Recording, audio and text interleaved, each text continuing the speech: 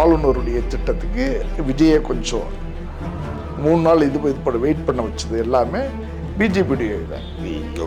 முக்கியமாக வந்து இப்போ பார்க்க வேண்டியது திமுகவுடைய இந்த சவுனித்தனத்தில் தான் அதிமுக இவ்வளோ பெரிய பிளவை வந்து சந்திச்சிருக்கு. இப்போ திரைமறைவில் வந்து திமுகவோட பேரம் பேசி ஒரு ஆட்சி அமைக்கிறதுக்கு உரிமை கோர மாதிரி இருந்திருந்தாங்கன்னா பாஜக வந்து இபிஎஸ் தலைமையிலான அந்த அதிமுகவுக்கு முழு சப்போர்ட் கொடுத்துருக்குமா? கண்டிப்பாக கொடுத்துருக்கு. அவர் வந்து மதச்சார்பற்ற வந்து அணியத்தானே வந்து அப்ரோச் பண்ணியிருக்காரு. சரி, அப்புறமேல இது எடப்பாடி வந்து இதை வந்து இது ஒத்துக்கலாம இருக்கும்போது சிவி சண்முகம் வேலுமணிலாம் ஒத்துக்கலாம இருக்கும்போது தான் திருமாவளவனை நிப்பாட்டியிருக்காரு. திருமாவளவன் நிப்பாட்டும் போது திமுகவில் உள்ள சில முக்கிய அமைச்சர்கள் அதை தான் ஒத்துக்கலாம். இப்போ இதில் என்ன சிக்கல்னா திமுக இது இவ்வளவையும் வந்து ஒரு வியூகங்கள் சரியாக வகுக்கலை.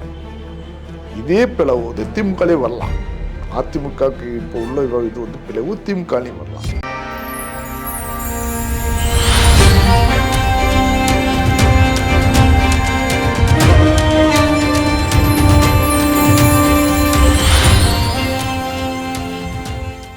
வாகை தமிழ் நேயர்களுக்கு வணக்கம்.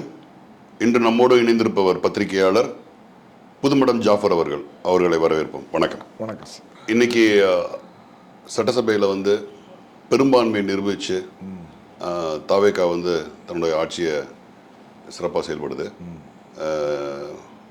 ஸோ அதற்கு பின்னாடி வந்து முதலமைச்சர் திரு ஜோசப் விஜய் அவர்கள்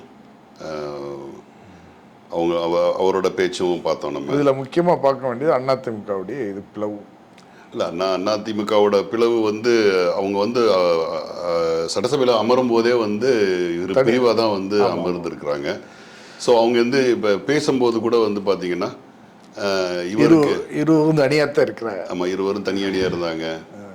சபாநாயகர்கிட்ட வந்து கூட எதிர்ப்பு தெரிவித்தாங்க, பேசினாங்க. சார், எலெக்ஷன் வந்து நடந்த உடனே விஜய்க்கு வந்து விஜய் கட்சிக்கு தனி மெஜாரிட்டி வந்துச்சு.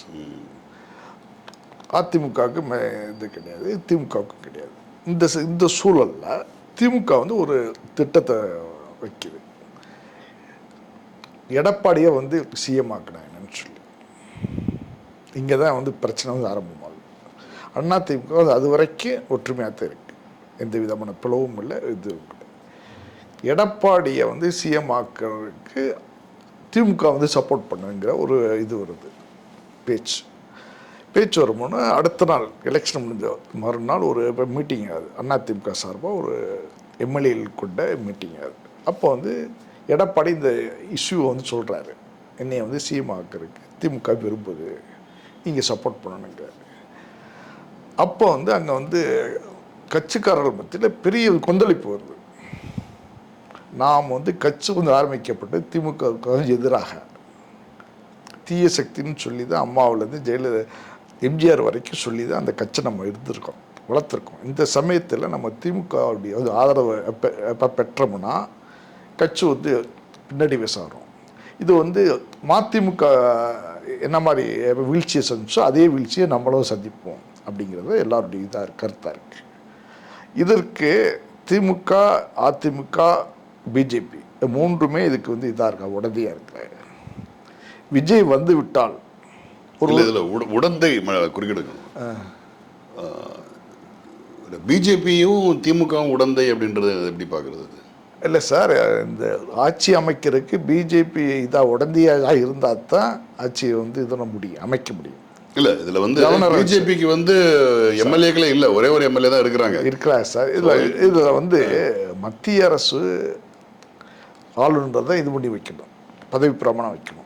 அதுக்கு வந்து விஜயை வந்து அவர் சட்டப்படி வந்து அழைச்சிருக்கணும். மெஜாரிட்டியை வந்து ஆளுநர் மாளிகையில் இது பண்ண ப்ரூவ் பண்ண வேண்டியது அவசியம் கிடையாது, சட்டசபையில் தான் ப்ரூவ் பண்ணணும். அதை தாண்டி ஒரு வந்து ஆளுநர் வந்து ஒரு வந்து இது நடத்தியிருக்காரு, போக வர. ஆமா, ஒரு 3 முறை வந்து விஜயோட கலந்துரையாடி இருக்கிறாங்க. இப்ப நீங்க பெரும்பான்மை என்ன இருக்குன்னு அவங்க கிட்ட கேட்டிருக்காங்க. எழுத்தடிப்பு நடந்திருக்கு. ஒருத்தர் கொண்டு போய் தனி மெஜாரிட்டியா இருக்கா, நான் வந்து சட்டசபையில் வந்து வேற யாரும் கிளைம் பண்ணாத பட்சத்தில் அவர் தான் தனிப்பெரும் கட்சி, நான் வந்து ப்ரூவ் பண்றேன் அப்படின்னாங்க. இப்ப இந்த திட்டத்துக்கு வந்து பிஜேபி வந்து உடந்தையா இருந்திருக்கு. ஆளுநருடைய திட்டத்துக்கு விஜயை கொஞ்சம் 3 நாள் இது வெயிட் பண்ண வச்சது எல்லாமே பிஜேபியுடைய இதை ஓகே. ஸோ அந்த அடிப்படையில் வந்து இது பிஜேபி உடனே உடனே இது வந்து இதை வந்து இது வந்து மத்திய அரசு உன்னிப்பாக வந்து கவனிச்சுக்கிட்டு இருக்கு. கண்டிப்பாக ஒரு கட்டத்தில் வந்து அதிமுக வந்து ஆட்சி வந்து ஆளுநரை சந்திக்கிறாங்க. அடுத்து வந்து நேராக போய் அவங்க வந்து ரிசார்ட்டுக்கு போய் அவங்களோட எம்எல்ஏ கூட பேசுறாங்க. அங்கே ஒரு திரைமறைவா ஏதோ நடந்திருக்குது. அதை பத்தி நீங்க சொல்ல வர்றீங்க. அதை பத்தி திரைமறைவுல நடந்திருக்கும் போது ஆளுநர் மத்திய அரசு இதை உன்னிப்பாக வந்து கவனிக்குது. அதிமுக வந்து ஆட்சி இது ஃபார்ம் பண்ணுறா இருந்தால் அதுக்கு முழு சப்போர்ட் வந்து மத்திய அரசு வந்து கொடுத்துருக்கும். அதே சமயத்தில் விஜயை வந்து பதவியெல்லாம் ஏற்க விடாமல் முன்ன பின்ன இந்த ஸ்கூல் பசங்களை வந்து அனுப்புன மாதிரி அது அனுப்பிட்டு இருந்தார். இந்த ரெக்கார்டு வந்து சரியில்லைன்னு சொல்லி அனுப்புவாள் ஸ்கூலில், அந்த மாதிரி இவரை விஜயை வந்து இருந்தாப்புல இழுத்தடிச்சாப்புல. இது ஃபியூச்சரில் வந்து ரொம்ப நாள் இதை வந்து இது பண்ணோம்னா தாக்கு பிடிச்சோம்னா சட்ட ஒழுங்கு வந்து இஷ்யூ ஆயிரும். மத்திய அரசு இதுக்கு மேலே நம்ம வந்து தாக்கு பிடிக்க முடியாதுன்னு சொல்லி தான் இவரை விஜயை வந்து திருப்பி பதவிக்கு வந்து இது அழைச்சிருக்காரு, ஏற்பாட்டிருக்காரு. இதில் நீங்கள் முக்கியமாக வந்து இப்போ பார்க்க வேண்டியது திமுகவுடைய இந்த சவுனித்தனத்தில் தான் அதிமுக இவ்வளோ பெரிய பிளவை வந்து சந்திச்சிருக்கு. இல்லை, இதில் ஒரே ஒரு விஷயம் என்னென்னா, திமுக வந்து ரிசல்ட் வந்த உடனே வந்து தெளிவாக சொல்லிட்டாங்க, நாங்கள் எதிர்க்கட்சியாக செயல்பட போகிறோம் அப்படின்னு சொல்லி. அதில் எதுவும் மாற்றம் இல்லை. இப்போ வந்து ஆளுநரை போய் சந்திச்சது யாரு? விஜய் சந்திச்சு அவர் வந்து தனிப்பெரும் கட்சி, அவர் போய் உரிமை கேட்கிறாரு. அவரை நீங்க சொன்ன மாதிரி பள்ளி குழந்தைய போல இழுத்தடிக்கிறாங்க. அது நடந்தது. இபிஎஸ் போய் சந்திச்சாரா இல்லையா? சந்திச்சுட்டு அவர் என்ன பண்றாரு, அவரும் வந்து எம்எல்ஏக்களை வந்து ரிசார்ட்ல அடைச்சு வச்சுட்டு அவர் ஒரு முயற்சி பண்ணிட்டு இருக்கிறார். ஸோ அரசியல் ஒரு நிலை ஒரு ஆட்சி கோருவதற்கான ஒரு இடம் வரும்போது ஜனநாயகமா போட்டியிட்ட எல்லா கட்சிகளுக்குமே வந்து ஒரு உரிமை இருக்கு. திரைமறைவுல இல்ல உரிமை இருக்கு. அது வந்து எப்படி வேணாலும் இருக்கலாம். ஸோ இந்த பேச்சுவார்த்தையை முன்னெடுத்தது வந்து ஏடிஎம்கே, இபிஎஸ் தலைமையிலான ஏடிஎம்கே முன்னெடுத்திருக்கிறாங்க. ரகசியமா ஒரு பேச்சு நடந்திருக்கு. அதுல ஒரு பேச்சுல சாதகமான இபிஎஸ்க்கு சாதகமான முடிவு வராத போது திருமாவளவனை கூட வந்து முன்னெடுத்திருக்கிறாங்க. அதுதான் அந்த இழுபறிக்கான காரணமா இருந்தது. திருமாவளவன் ஒரு கட்டத்தில் மறுத்துட்டு வந்து வெளியில வந்து ஆதரவு கொடுத்துட்டாரு. அது முற்றுப்புள்ளி வச்சாச்சு. அது இதுல வந்து திமுகவோட ரோல் அப்படின்னா, இப்ப திமுக வந்து முன்னெடுத்து இபிஎஸ் தான் முதல்வர் ஆகணும்னு சொல்லி முன்னெடுத்தாங்களா? ஆமா சார். இப்போ வந்து இந்த திட்டத்தை வந்து சொன்னதை நீங்க வந்து சிவி சண்முகத்துடைய இதை பார்த்தா தெரியும், பேட்டியை பார்த்தா தெரியும். சிவி சண்முகத்துடைய 2 மினிஸ்டர்ஸ், திமுக மினிஸ்டர்ஸ் அவரை இது பண்ணியிருக்காங்க. பேச்சுவார்த்தைன்னு வரும்போது சந்திச்சிருப்பாங்க, பேசியிருப்பாங்க. இதுக்கு யார் எடுத்திருப்பான்? திமுக தான் எடுத்து. திமுக வந்து முத நாளே நிலையா சொல்லிட்டாங்க, நாங்க ஒரு எதிர்க்கட்சியில வெளியில சொன்னது அந்த இது சார். வெளியில நாங்க வந்து ஆட்சி அமைக்க மாட்டோம், இப்போ வெளியிலேருந்து நான் வந்து ஆதரவு வைப்போம். இந்த வந்து இது எந்த கட்சி ஆட்சி அமைச்சாலும் நாங்கள் வந்து அதில் இதை இன்னும் சொல்ல போனால் ஆளுநர் வந்து இழுத்தடிச்சிட்டு அவர் கேரளா பயணத்துக்கு கிளம்பிட்டார். ஆமாம். அந்த கட்டத்தில் கேரளா 7 மணிக்கு அவர் ஃப்ளைட்டு கிளம்ப போறாருன்ன போது ஒரு மாலை நேரத்தில் வந்து திரு மு.க. ஸ்டாலின் அவர்கள் வந்து என்ன சொல்றாங்கன்னா, ஆளுநருக்கு வந்து சொல்றாரு, இல்லை யார் தனிப்பெரும் கட்சியாக வந்திருக்கிறாங்களோ அவங்களுக்கு ஆட்சி அமைக்கிறதுக்கு நீங்க வந்து இது பண்ணணும், இழுத்தடிக்க கூடாதுன்னு சொன்னதுக்கு பின்னாடி அந்த ப்ரோக்ராம் கேன்சல் ஆகுது. உடனே கூட எல்லாமே மாற்றங்கள் நடக்குது. மத்திய அரசு இதை உன்னிப்பாக கவனிச்சுட்டு இந்த விஷயத்தை. இன்கேஸ் அதிமுக ஆட்சி அமைக்கிறதுக்கு உண்டான எல்லா முழு பலமும் பெற்றிருந்தால் அதிமுக தான் இந்த நேரத்தில் வந்து ஆட்சி கொஞ்சம் அமைச்சிருக்கும். அது அதிமுகவுக்குள்ள உண்டான பிளவின் காரணமாக தான் இப்போ வந்து இன்னொரு கேள்வி. இப்படியே பிளவுன்றது அடுத்த கட்டமாக பார்க்கலாம். நம்ம இப்போ ஒருங்கிணைந்த ஒரு அதிமுகவா இருக்கு, அது முழுக்க ஒரு என்டிஏ கூட்டணியாக தான் இருக்குது. தேர்தலுக்கு முன்னாடியே வந்து என்டிஏ கூட்டணி தான் சொன்னாங்க. அதிமுக தலைமைன்றது எங்கேயும் முன்னிறுத்தலை, முதல்வர் இபிஎஸ்ன்றது எங்கேயும் முன்னிறுத்தலை அவங்கள. ஓகேங்களா? அப்படி இருக்கும்போது ஒருவேளை ஒருங்கிணைந்த அதிமுகவா இருந்து அவங்க திரைமறைவில் வந்து திமுகவோட பேரம் பேசி ஒரு ஆட்சி அமைக்கிறதுக்கு உரிமை கோர மாதிரி இருந்திருந்தாங்கன்னா, பாஜக வந்து இபிஎஸ் தலைமையிலான அந்த அதிமுகவுக்கு முழு சப்போர்ட் கொடுத்துருக்குமா? கண்டிப்பாக கொடுத்துருப்பா. சரி. அப்படி நீங்கள் கண்டிப்பாக கொடுத்துருப்பா. இது திமுகவுடைய ஒரு திட்டம் தான். எடப்பாடிக்கு உண்மையிலேயே இது சம்பந்தமாக எந்த ஐடியாவும் இல்லை. எலெக்ஷனில் தோத்தோன்னா அவருடைய இது ஆஸ் யூசுவலாக இருக்காப்புல. திமுக தான் இந்த திட்டத்தை சொல்லுது. திமுக தான் எதற்காக இந்த திட்டத்தை சொல்லணும்னா, விஜய் வந்து உட்கார்ந்துட்டான்னா திரும்ப அவரை கிளப்ப முடியாது. 10 வருஷம் ஆகுமோ 15 வருஷம் ஆகுமோ. ஏற்கனவே எம்ஜிஆர்கிட்ட பட்ட வந்து அனுபவம் வந்து திமுக இருக்கும். அந்த அடிப்படையில் இது வந்து இந்த திட்டத்தை வந்து இதுக்கு முன்வைக்கிறேன். இந்த திட்டம் வந்து ஃபெயிலியர் ஆனாத இது வந்து திமுக அண்ணா திமுகவுக்குள்ள இவ்வளோ பெரிய பிளவு இல்லை வரலைன்னா இந்த திட்டம் வந்து சக்ஸஸ் ஆகிருக்கும். ஆக்சுவலாக இப்போ நீங்கள் இதாக பார்த்தீங்கன்னா மறைமுகமாக பார்த்தீங்கன்னா அதிமுக இவ்வளோ பெரிய பிளவுக்கு முக்கிய காரணம். அதில் இன்னொரு சந்தேகம் இப்போ நீங்கள் ஒருவேளை வந்து இப்போ நீங்களே ஒரு வார்த்தை சொன்னீங்க, அதிமுக காரவங்களே வந்து அப்படியான ஒரு அதிமுக ஆட்சி அமைக்கிறதுக்கு விரும்ப மாட்டாங்க தொண்டர்கள் திமுகவோட தயவுல வந்தால். அதே நிலைமை தான் வந்து திமுகவுக்கும். திமுகவில் வந்து அதிமுகவுக்கு சப்போர்ட் பண்ணி அவங்க ஆட்சி அதை பற்றி தொண்டர்களும் உணர மாட்டாங்க. திமுக இது வந்து என்னன்னு கேட்டீங்கன்னா ஏற்கனவே வந்து தோல்வியில் போய் அரண்டு போய் இருக்கக்கூடிய இந்த ரெண்டு கட்சிகளுக்கும் மேற்கொண்டு பின்னடைவாகும். மக்கள் மத்தியில வந்து தாவேகா வந்து இன்னும் பலமான ஒரு அனுதாபத்தை பெற்று சொல்றதெல்லாம் சரி சார். இப்போ வந்து ஆட்சி அமைக்க இப்போ தற்காலிகமாக இந்த ஆட்சியை நிப்பாட்டும், அவ்வளோதான். விஜய் வந்து ஆட்சி அமைக்க நிப்பாட்டும். இன்னொரு வந்து இந்த வருஷம் கழிச்சு கூட 1.5 வருஷம் 2 வருஷத்துக்கு அப்புறம் கூட எடப்பாடி ஆட்சி தேவைப்பட்டால் வீழ்த்தலாம். அந்த அடிப்படையில் தான் இந்த திட்டம். எடப்பாடியை வந்து இதான் கண்டினியூவாக சிஎம்மாக வச்சுக்கலாம் திமுக ஐடியா வந்து இருக்காது.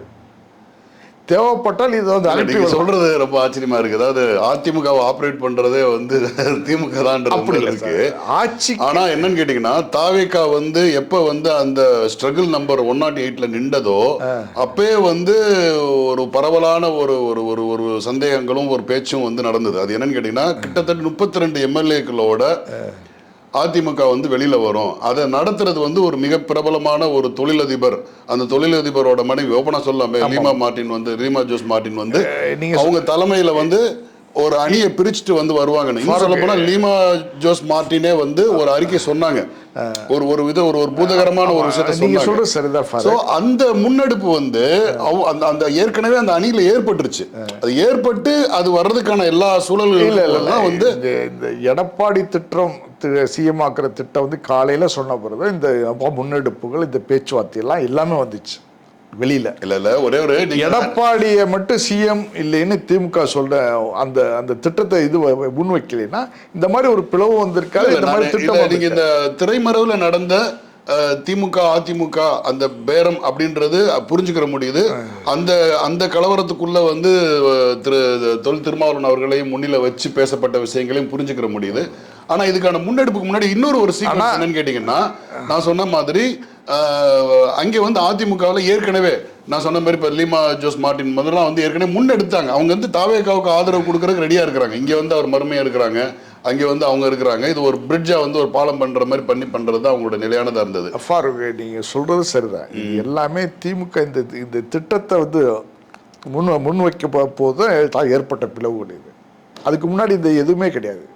அதிமுக எந்த பிளவு இல்லைங்க, நான் அதுதான் சொல்றேன். இப்ப இன்னும் ஓப்பனாக சொல்லலாமே, தாவேகாவுக்கு வந்து அந்த 108 கிராஸ் பண்றதுக்கு மதச்சார்பற்ற ஒரு அடையாளம் தேவைப்படுது அப்படின்னு போய் ஒவ்வொரு கட்சி தலைவர்களா பாக்குறதுக்கான அந்த சிரத்தை இருக்குல்ல, கம்யூனிஸ்ட் சொன்னது அத நேரடியா போயிட்டு இபிஎஸ் அலுவலகத்துல போய் ஒரு மாலையை போட்டு சந்திச்சுட்டு ஐயா எனக்கு நீங்க ஆதரவு இல்ல அவர் வந்து இதுல இருக்கார்ல எங்க பிஜேபி அலைன்ஸ்ல இருக்காரு சார். இப்போ என்னாச்சுங்க சார்? இப்போ வந்து உடைஞ்சதுக்கு பின்னாடி என்ன சார்? உடைஞ்ச பொறுத்து அவங்க அலைன்ஸ்ல கண்ணாடி துண்டு எத்தனையா உடைஞ்சாலும் கண்ணாடி தானே சார்? கண்ணாடி துண்டு எத்தனை உடையது கிடையாது. இதாவது ரெண்டா தானே உடைஞ்சிருக்கு. சரி, ரெண்டா உடைஞ்சாலும் என்டிஏல இருந்து தான் கூட்டணி வச்சு தான் வந்தாங்க. என்டிஏ கூட்டணியில இல்லாத ஒரு அந்த தார்மீகம் அந்த நீங்க அப்படி பாத்தீங்கன்னா இந்த மதச்சார்பற்ற இந்த கட்சிகளும் வந்து பாத்தீங்கன்னா கொள்கை அரசியல் எதிரியான திமுகவுல இருந்து உடைச்சு கொண்டு வந்திருக்காங்க. அதை உடைச்சு கொண்டு வந்திருக்காங்க. வெளிப்படையா விஜய் வந்து நேரடியாவே இபிஎஸ் கேட்டிருக்கலாமே, சப்போர்ட் கேட்கலையே. அவர் வந்து மதச்சார்பற்ற வந்து அணியத்தானே வந்து அப்ரோச் பண்ணியிருக்காரு. சரி, அப்புறம் போல இது எடப்பாடி வந்து இதை வந்து இது ஒத்துக்கலாம இருக்கும்போது சிவி சண்முகம் வேலுமணிலாம் ஒத்துக்கலாம இப்போ இருக்கும்போது தான் திருமாவளவனை நிப்பாட்டியிருக்காரு. திருமாவளவன் நிப்பாட்டும் போது திமுகவில் உள்ள சில முக்கிய அமைச்சர்கள் அதை தான் ஒத்துக்கல. எடப்பாடி ஒத்துக்கல. இல்ல இவர் சிவி சண்முகத்தோட பேட்டி ரொம்ப கிளியரா சொல்லிட்டாங்க. இபிஎஸ் ஒத்துக்கறலன்றத அவங்க சொல்லிருக்காங்க. இபிஎஸ் ஒத்துக்கல, திமுகவில் உள்ள சில பேர் ஒத்துக்கறல. இன்னும் சொல்ல போனா விசிகாவில் இருக்கிற பெரும்பான்மையானவரும் ஒத்துக்கறல. ஏன்னா அவங்க சொன்னது வந்து மக்கள் உங்களுக்கு தீர்ப்பு அளிச்சிருக்கிறது வந்து 2 தொகுதிக்கு தான். இந்த 2 தொகுதியை வச்சுட்டு நீங்க அதிகபட்சமான அந்த இதுக்கு நம்ம போறது வந்து நம்மளோட கட்சியோட செல்வாக்கு இழந்துரும். காலமும் திருமாவளவனே பல இடங்கள்ல சொல்லியிருக்காரு, காலமும் தமிழ்நாட்டோட அரசியல் சூழல் வந்து தீர்மானிக்கும் நான் முதல்வராக ஆகிறதா இல்லையான்னு சொல்லிட்டு வந்து இதை இழுக்க கூடாது. பின்னாடி உள்ள இதை வண்டி இழுக்கக்கூடாது, இன்ஜினு தான் எல்லாத்தையும் வண்டி இழுக்கணும். ஆனால் இதில் வந்து அவர் 2 எம்எல்ஏக்களை வச்சுட்டு மினிஸ்டர் ஆயிருந்தாலும் இதே மாதிரி ஒரு இது இல்லை. அவரோட கட்சி ஜனநாயகம் என்னன்னா எல்லாமே உயர்மட்ட குழுவில் பேசிப்பாங்க. இப்போ உயர்மட்ட குழுவில் வந்து இதுக்கு முன்னாடி வந்து நீங்கள் வந்து பாராளுமன்ற தேர்தலில் கூட வந்து பார்த்தீங்கன்னா ஒரு பெரிய டிமாண்ட் வைக்கப்பட்டது. என்னன்னா உதயசூரியன் சின்னத்தில் தான் போட்டியிடணும்னு சொல்லி அதை வந்து நேர உயர்மட்ட குழுவில் அவருக்கு விருப்பம் இல்லை, உயர்குழுவில் பேசி அங்கேயும் 2 விதமான கருத்துக்கள் வந்தது. சிலர் வந்து என்ன சொன்னாங்க, இல்லைங்க நம்ம வெற்றியை உறுதிப்படுத்தணும்னா திமுகவோட உதயசூரியன் ரவிக்குமார் வந்து இதுல உதயசூரியன் இவர் வந்து இதுல அப்ப வந்து இவர் வந்து கடைசியில என்ன நிலைப்பாடு எடுத்தாங்கன்னா, சரி ஒரு கேண்டிடேட் வந்து தனி சின்னத்திலையும் பானை சின்னத்திலையும் ஒரு கேண்டிடேட் வந்து கூட்டணி சின்னத்தில் உதயசூரியன் நிக்கலான்னு முடிவு பண்ண. அது மாதிரி எல்லா காலகட்டங்கள்லையும் வந்து உயர்மட்ட குழுவில் விவாதிக்கிறது ஒரு ஜனநாயக பண்பு. அதை வந்து தலைவர் தொல் திருமாவளவன் கரெக்டாக பண்ணிட்டு இருக்கிறாங்க. இப்படியான ஒரு ஆப்ஷன் வரும்போதும் அதை வந்து விவாதிக்கிறாங்க, பேசுறாங்க. எதிர்கால கணக்கீடு அரசியல் நிலைப்பாடு கணக்கில் வச்சுட்டு அவர் மறுத்துறாரு. இது முற்றுப்புள்ளி வைக்கிறோங்க. ஒரு டீப்பா ஒரு விஷயத்தை நீங்க சிந்திச்சுன்னா, தலித் மக்களும் கிறிஸ்தவர்களும் சேர்ந்து தான் ஆட்சி மாற்றத்தை உண்டு பண்ணியிருக்காரு. நீங்க நல்ல இது புள்ளி விவரங்களை எடுத்து பார்த்தீங்கன்னா, இஸ்லாமியர்கள் உள்ள பெரும்பான்மையான மக்கள் திமுகவுக்கு வந்து வாக்களிச்சிருக்காரு. உதாரணத்துக்கு துறைமுகம், சேப்பாக்கம், கீழக்கரை வந்து ராமாபுரத்தில் வருது, அந்த தொகுதி வெற்றி பெற்றிருக்கு. திருச்செந்தூர், காயல்பட்டினம், இந்த மாதிரி திருச்செந்தூர் வந்து காயல்பட்டினம் இதுக்குள்ளே வருது, தொகுதிக்குள்ளே வருது. இந்த மாதிரி தொகுதியெலாம் பார்த்தீங்கன்னா 25-25க்கு மேற்பட்ட இடத்துல முஸ்லீம்கள் வாக்க வச்சது திமுக வந்து ஜெயிச்சிருக்கு. ஆனால் தாவேக்கா சில இடத்துல முஸ்லீம்களுடைய ஓட்டுகளை வந்து பெற்றிருக்கு. யங்ஸ்டர் ஓட்டு, பெண்கள் ஓட்டு. அரசியல் மயமாக்கப்படாத முஸ்லீம்கள் இருக்காங்க சில ஏரியாக்களில், அவங்களுடைய ஓட்டையும் அது வந்து இது பெற்றிருக்கு, தாவாக்க பெற்றிருக்கு. இப்போ இதில் என்ன சிக்கல்னா, திமுக இது இவ்வளவையும் வந்து ஒரு வியூகங்கள் சரியாக வகுக்கலை. இதே பிளவு வந்து திமுகலே வரலாம்.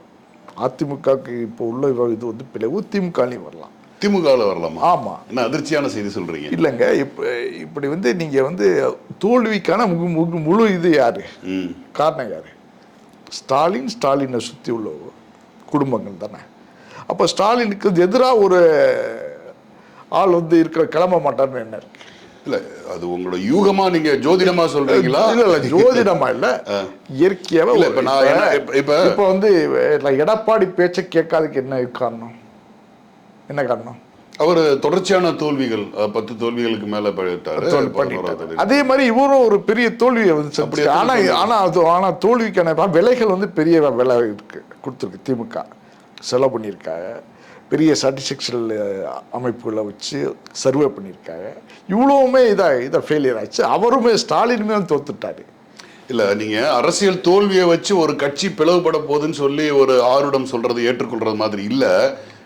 செலுத்துது சார். காரணம் என்ன சொன்னீங்கன்னா, திமுகன்ற ஒரு கட்சி பிளவுன்றது அது இன்னைக்கு புதுசு இல்ல. 94 வந்து வைகோ வந்து 9 மாவட்ட செயலாளர்களுடன் வெளியேறும் போது கட்சியே அதிர்ச்சி. வெர்டிகலா வந்து ஒரு பெரிய பிளவு ஏற்பட்டுச்சுன்னு சொன்னாங்க. ஏன்னா எம்ஜிஆர், புரட்சி தலைவர் எம்ஜிஆர் வந்து 76ல வந்து அவர் கிளம்பி கட்சி தொடங்க போறாரு. திமுகவே ஒண்ணும் இல்லைன்ற மாதிரி ஒரு சொல்றது வந்து இந்த உதாரணம், ரெண்டு உதாரணம். எம்ஜிஆர் வந்து இது வரைக்கும் நிக்கிறாரா இல்லையா? என்ன இது வரைக்கும் நிக்கிறாரு? இது வரைக்கும் அதிமுக தனியா நிக்குதா? இல்ல இல்ல இல்ல, தனியான்றது என்ன சொல்றீங்க? இல்ல, அதிமுக இப்ப நம்ம ஒரு ஒப்பீட்டளவுல பேசுவோம். நீங்க வந்து என்ன சொல்றீங்கன்னா, இப்ப அதிமுகவுல ஒரு பிளவு ஏற்பட்டிருக்கு, சமீபத்திய பிளவு, அதே மாதிரியான ஒரு பிளவு வந்து திமுகவுல வரும் அப்படின்னு நீங்க ஆரோட சொல்றீங்க.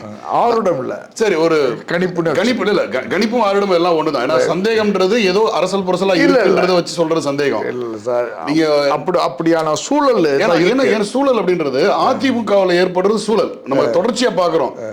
இபிஎஸ் என்ன பண்றாங்க, ஓபிஎஸ் தூக்கி எறிகிறாரு, அதுக்கடுத்து சசிகலா அம்மாவை தூக்கி எறிகிறாரு, செங்கோட்டையனை தூக்கி எறிகிறாரு, அதுக்கடுத்து இவங்க எல்லாம் சேர்ந்து இப்ப இபிஎஸ் தூக்கி. இது வந்து ஒரு தொடர்ச்சியா வந்து இந்த 5 ஆண்டு காலமா நடந்துகிட்டு இருக்குது. கண்கூட பாக்குறோம். வந்து சபாநாயகரே ஒரு இந்த வருஷம் 2 வருஷத்துக்கு முன்னாடி அவரை வந்து சஸ்பெண்ட் பண்ணாரு. இப்ப திமுக நீங்க திமுகல பாத்தீங்கன்னா அப்படியான பெரிய பிளவுகள் இல்ல. 94 வைகோ போனதுக்கு பின்னாடியான எந்த பிளவுகளும் இல்ல.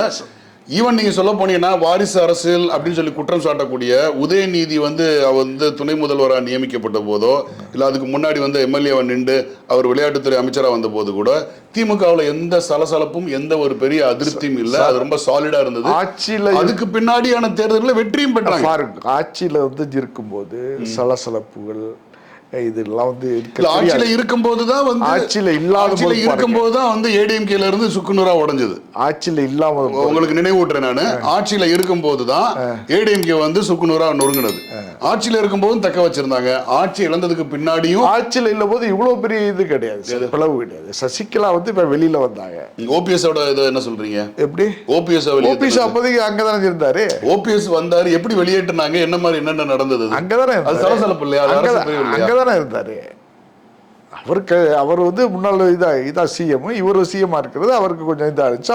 அப்புறம் வந்து வெளியேற்றப்பட்டாரு. இன்னைக்கு வந்து எம்எல்ஏ வந்து கூட்டணியில வந்து இருக்கிறார். செட்டில் ஆயிடுச்சு சார். ஆட்சியில் இருக்கும்போது அவர் துணை இதா முதல்வராக இருந்தார். ஆமாங்க சார். அது நீங்க வந்து டிடிவி தினகரனை வெளியேற்றினீங்க, அவர் அமமுகன்னு போய் செட்டில் ஆயிட்டார். உங்களோட வார்த்தையில சொன்னா செட்டில் ஆயிட்டார். சசிகலா அம்மாவை வெளியேற்றினீங்க, அவங்க போய் என்ன பண்ணாங்க, இப்ப 4வது அணின்னு சொல்லி ஒரு எந்த ஒரு செய்தியுமே வராத அளவுக்கு அவங்க எங்கேயோ பிரச்சாரம் எல்லாம் பண்ணிட்டு இருந்தாங்க. அது ஒண்ணா போயிடுச்சு. செங்கோட்டையனை நீங்க வெளியில அனுப்புனீங்க.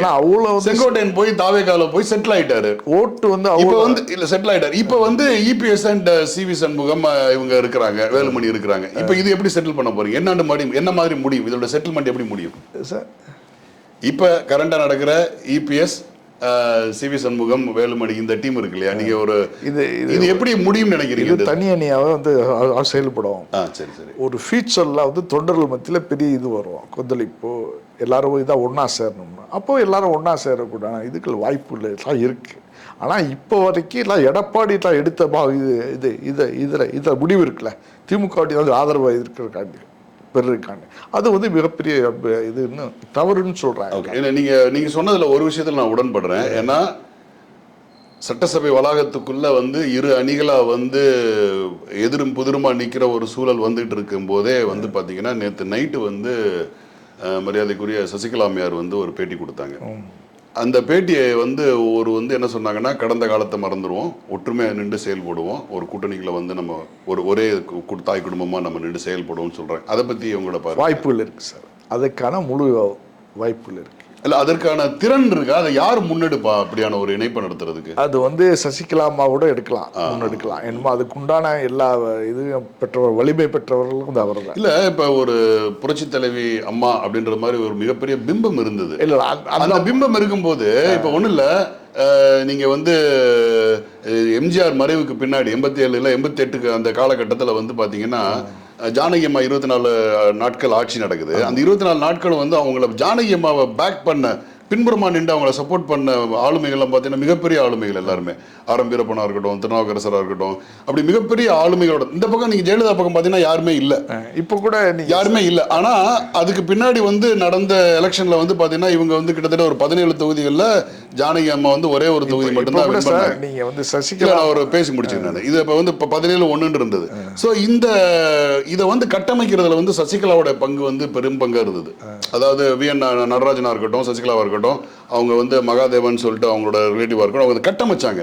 எப்படின்னா ஊர் ஃபுல்லா, கிளைகள் ஃபுல்லா வந்து மாவட்டங்கள் தோறும் வந்து அது அந்த ஜெயலலிதாவை சப்போர்ட் பண்றதுக்காக ஜெயலலிதான்ற ஒரு பிம்பத்தை வந்து ஊர் ஃபுல்லா கொண்டு போய் ஒரு கட்டமைப்பை உருவாக்கி அவங்களுக்கு பாதுகாப்பு அரணா நின்று ஒரு வலுவான கட்டமைப்பை உருவாக்கி 17 சீட்டுகள் வந்து அவங்க வின் பண்ணாங்க. ஒரு சீட்டு வந்து தான் ஜானகி அம்மா பண்ணாங்க. கடைசியில் அவங்க அரசியல் விட்டு வெளில போயிட்டாங்க, கட்சியை முழுசா ஒப்படைச்சிட்டு. அப்போ வந்து அவங்களுக்கு ஒரு பிம்பம் இருந்தது, ஜெயலலிதான்ற ஒரு பிம்பம். அது கடைசி வரைக்கும் வந்து அவங்க மறைவு வரைக்கும் வந்து இந்த சசிகலா அம்மா வந்து ஒரு பின்னின்று அவங்க எல்லாத்தையும் இயக்கி நடத்திக்கிட்டு இருந்தாங்க. இப்போ சசிகலா அம்மாவுக்கு அந்த திராணி இருக்கு, அதாவது அவங்களுக்கான அந்த முழு வலிமை இருக்குன்னு நம்ம எடுத்துக்கிட்டாலும் அதற்கான பிம்பம் இருக்கா? யாரை முன்னிறுத்துவாங்க? இப்போ ஒரு பிம்பம் இருந்தது, ஜெயலலிதான்ற ஒரு பிம்பம் இருந்தது. இப்போ சசிகலா அம்மா முன்னெடுத்துறதுக்கு எந்த பிம்பம் இருக்கு? இபிஎஸ்ஆ, வேலுமணியா, இல்லை அவங்களே நிற்பாங்களா? இல்லை, அவங்களே நின்றாதான் இது சாத்தியக்கூறு. சசிகலா மேடமே நின்றாதான் சாத்தியக்கூறுகள் இருக்கு. இபிஎஸ்ஓ இவரை வேலுமணிப்போ திரும்பவும் ஒரு இது வரும், பிளவுகள் வரும், ஒரு கருத்து வந்துட்டு ஒற்றுமை வராது. சசிகலா தான் இதை முன்னெடுக்க முடியும். ஆட்சியில் வேணா வேற யாரையாச்சும் சிஎம் வைக்கலாமா தவிர கட்சி தலைமையில் வந்து கட்சி தலைமைக்கு அந்த மதம் பொருத்தமாக இருப்பாங்க. ஆமாம், எல்லாரையும் வந்து அனவரிச்சு செஞ்சுட்டு எல்லாரோடையும் அவருக்கு தொடர்பு இருந்தது.